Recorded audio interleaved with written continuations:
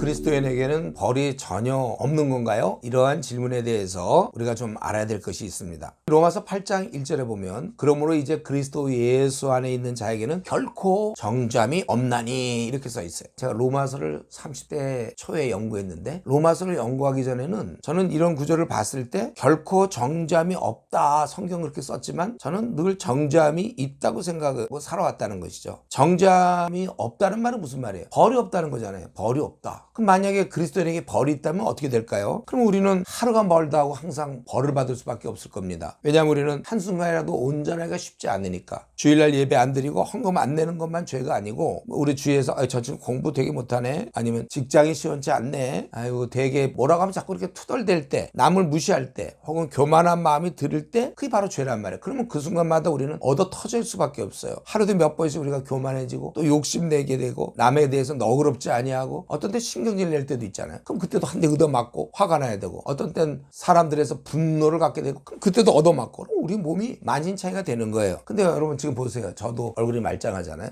여러분도 거울 보면 말짱할걸요. 온몸이 벌이 있다면 죄를 지을 때마다 그렇게 돼야 되는 건데 이렇게 말짱한 모습을 볼 때 그리스도 예수 안에는 결코 정죄함이 없는 거구나. 그래서 우리가 안심할 수 있어요. 물론 이제 성경에서는 징계가 있습니다. 징계나 연단이 있어요. 우리가 잘못된 길로 한없이 빠져들 때 생애 한 번일지 모르지만 그때 하나님께서 그를 치는 경우가 있죠. 그건 어떤 벌에 대한 대가라기보다는 하나님이 이제 바른 길로 인도하시기 위한 거고, 또 연단 같은 게 있잖아요. 우리가 부족하고 아직 어리고 그렇기 때문에 우리를 온전하게 만들기 위해서 어떤 고난이 찾아오지만 그것은 벌이라고 얘기할 수 있는 게 아닙니다. 그러니까 우리가 그리스도 안에서 벌이 없다고 얘기하니 얼마나 다행스럽고 기쁜 소식입니까? 제가 처음에 로마서를 연구하다 이 사실을 알고 나서 처음에 근데 염려가 되더라고요. 뺀질이들 있잖아요. 그럼 이 사람들 멋대로 살아도 벌이 없으면 어떻게 되는 건가? 내가 만약에 하나님이라면 나는 벌을 조금 남겨놨다가 그들이 말 안 듣고 뺀질뺀질할 때 한 대씩 때려주면 참 좋겠는데, 근데 하나님은 완전히 없으셨어요. 왜냐하면은 어떤 벌 때문에 하나님을 섬기는 것보다 하나님의 은혜를 깨닫고 자원해서 그렇게 섬기는 걸 하나님이 원하셨기 때문이죠. 그러니까 벌을 치워줘야 돼요. 한번 예수님을 보세요. 예수님이 하나님께 순종한 것은 벌에 대한 두려움이었을까요?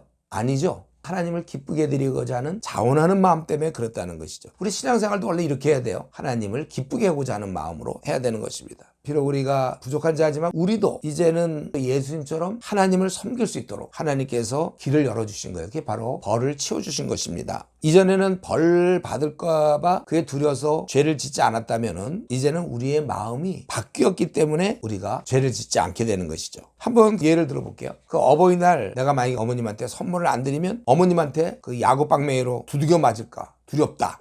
그래서 선물을 드렸다면 그게 무슨 효도이겠습니까?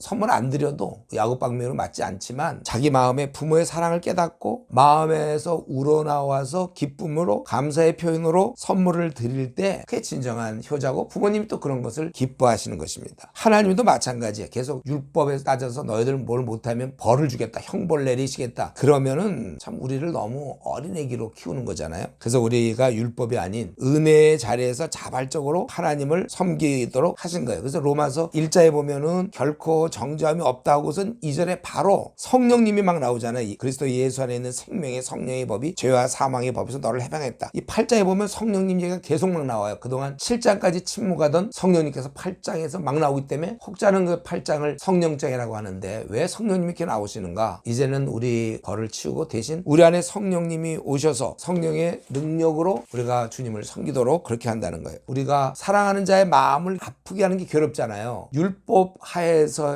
죄를 안 지려고 하는 것보다 오히려 은혜 아래서 이렇게 하면 하나님이 섭섭하겠구나, 하나님께 기쁨을 드려야 되는데 이렇게 깨닫고 자발적으로 그렇게 사는 거, 그게 죄에 대해서 더 강하게 투쟁할 수 있는 것입니다. 나를 믿어주시고 지금까지 이끌어주시고 인정하신 주님 앞에 내가 그분의 마음을 아프게 할 수 없다, 이 동기 때문에 더 죄를 안 짓게 되는 것이죠. 이제는 그런 율법의 관점이 아니라 인격적 관점에서 우리가 주님을 섬기는 것입니다. 혹시 이 부분이 조금 정리가 잘 안 되는 분은 제가 쓴 구원받은 이후에 제 4장 죄의 문제를 좀 참조해서 도움받을 수 있기를 바랍니다.